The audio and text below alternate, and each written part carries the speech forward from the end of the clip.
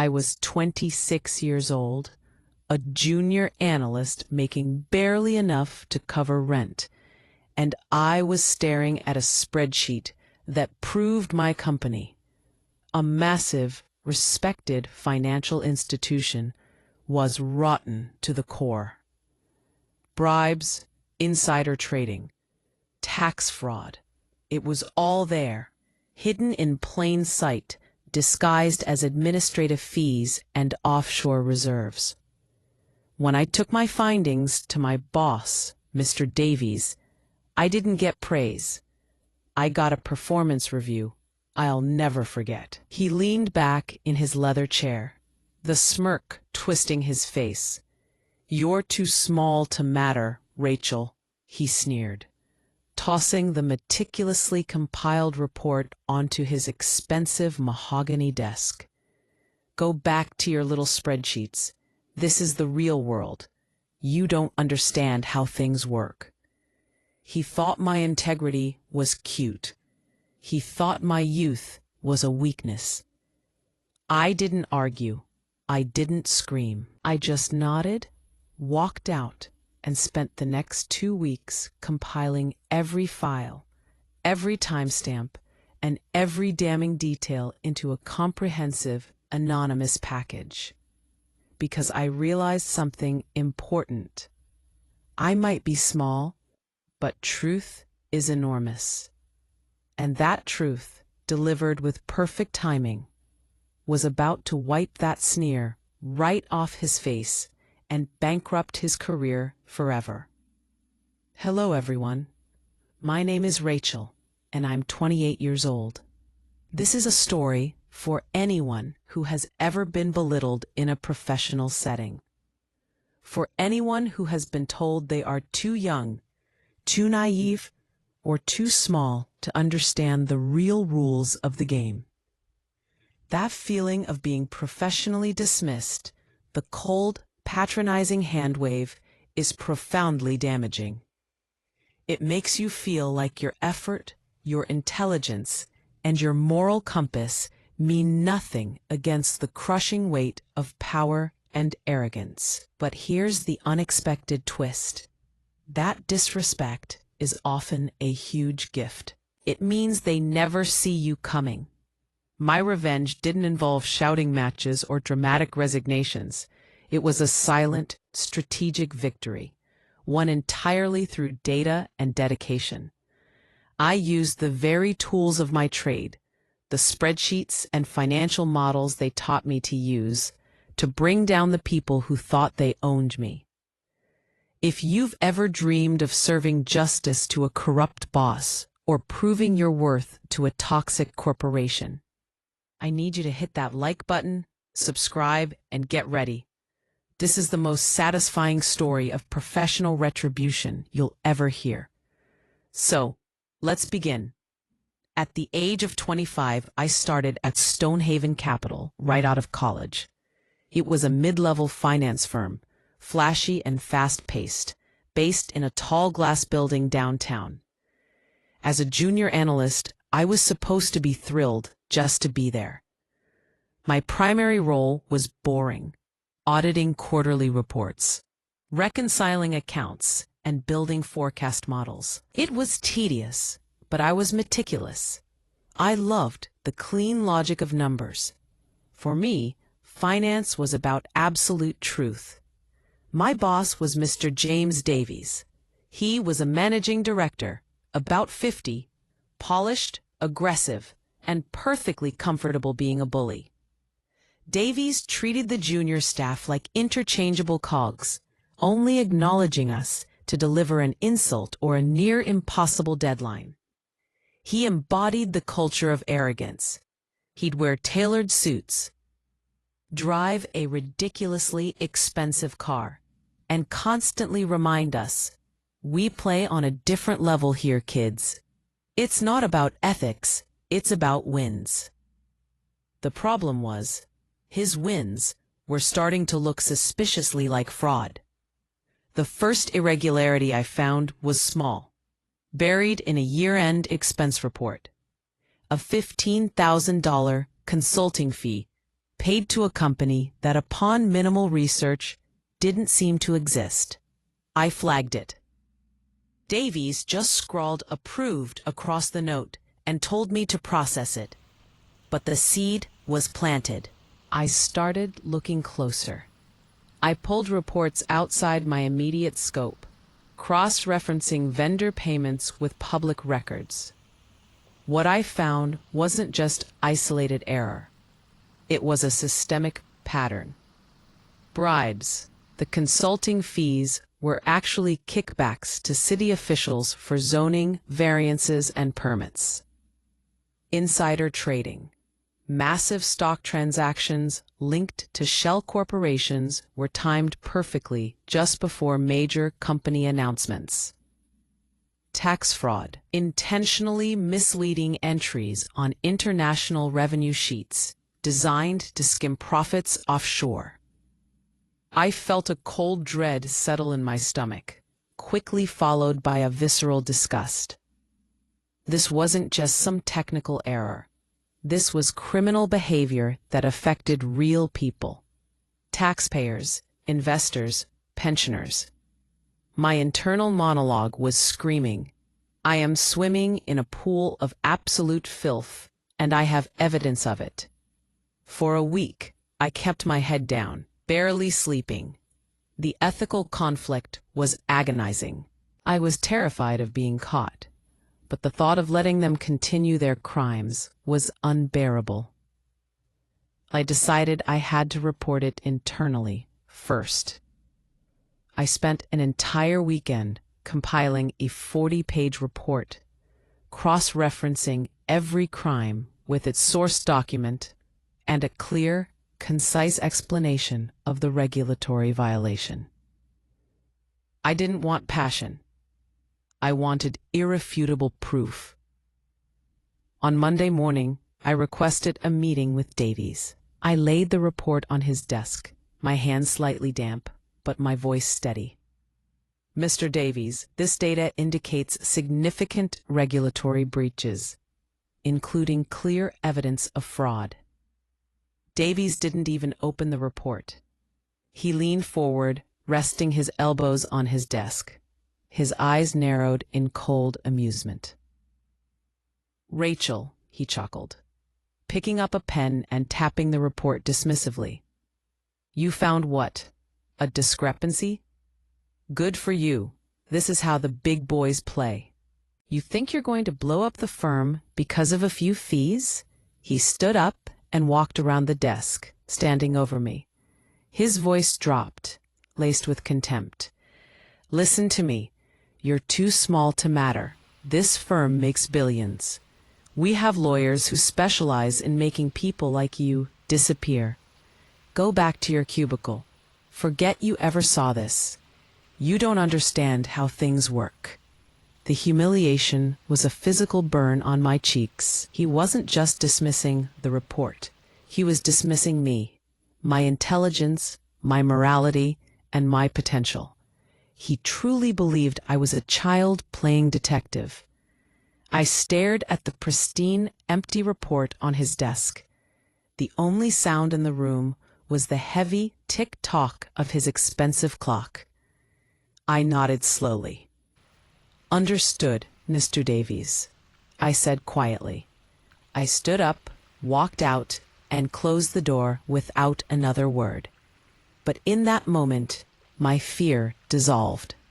All that was left was a freezing, surgical resolve. He wanted to play the big game? Fine. I knew exactly how to use his complacency against him. I knew I couldn't confront him again. I couldn't even tell a coworker. My plan had to be silent, discreet, and devastatingly effective. Over the next 2 weeks, I was the perfect junior analyst. I hit every deadline. I smiled politely. I brought Davies his favorite coffee. He didn't suspect a thing. He just saw a chastened junior employee who had learned her place. But under the surface, I was operating as a lone, cold case detective. I worked late every night, not on company projects, but on my departure package. I didn't just recompile the original report. I created a forensic accounting document, the master spreadsheet. Every suspicious transaction listed with date, amount, recipient, the shell company, and the actual crime it masked, e.g., bribery, City Councilman A. The source material: digital copies of every email, expense report, and contract that proved the conspiracy. The narrative: a clear, concise summary explaining the organizational structure and who authorized the criminal acts, chiefly Davies and the executives above him. I didn't take a single physical document. Everything was digital, compressed, encrypted, and backed up onto 2 separate thumb drives that never touched the office network. I was a ghost in the system, utilizing my clearance to grab data I was already supposed to be accessing. My internal focus was intense. He thinks data is just noise. I will show him data is a weapon. I couldn't risk my name being attached. Whistleblowers, even righteous ones, often get destroyed. I needed the system to enforce justice, not me. The target was the Securities and Exchange Commission, SEC, the federal regulator. They have the power, the funding, and the mandate to crush a firm like Stonehaven. I walked into a public library 2 towns over. I used a disposable burner laptop and a public Wi-Fi network. I anonymized the files one final time, wiping every last trace of my personal metadata. I uploaded the entire package to the SEC's secure whistleblower portal. I attached a simple, anonymous cover letter. Here is the proof. You will find the financial trail in the attached files.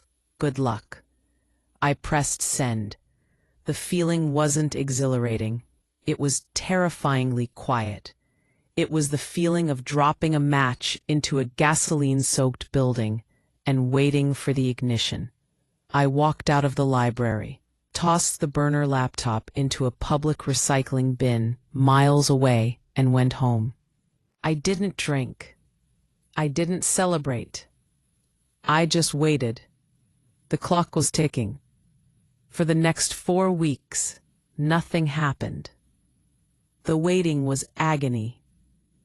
Davies continued his posturing. The executives continued their crimes. I kept my head down, applying for new jobs and interviewing discreetly. Then the first shoe dropped, and I didn't even notice at first. On a Friday afternoon, a quiet email circulated among the executives. Mandatory all-hands meeting Monday morning. Compliance briefing. It was a subtle shift in tone, but I recognized the regulatory pressure. The real explosion came on Tuesday. I walked into the office and saw a cluster of people around the breakroom TV. The headline scrolling beneath the serious news anchor's face read, "Stonehaven Capital hit with $90 million fine. SEC launches criminal probe." The office went silent. The article detailed the exact crimes I had reported. The bribes, the insider trading, the tax fraud. My spreadsheets had been used as the literal roadmap for the investigation. My heart didn't race. It pounded with a slow, heavy drum of triumph. I walked to my desk, picked up my personal notebook, and started typing a resignation letter. The collapse of Davies. The fallout was instant and absolute. The entire executive floor was in lockdown. Investigators swarmed the building. By noon, the CEO and COO were escorted out by federal agents. But my eyes were on James Davies. He looked like a man who had seen a ghost.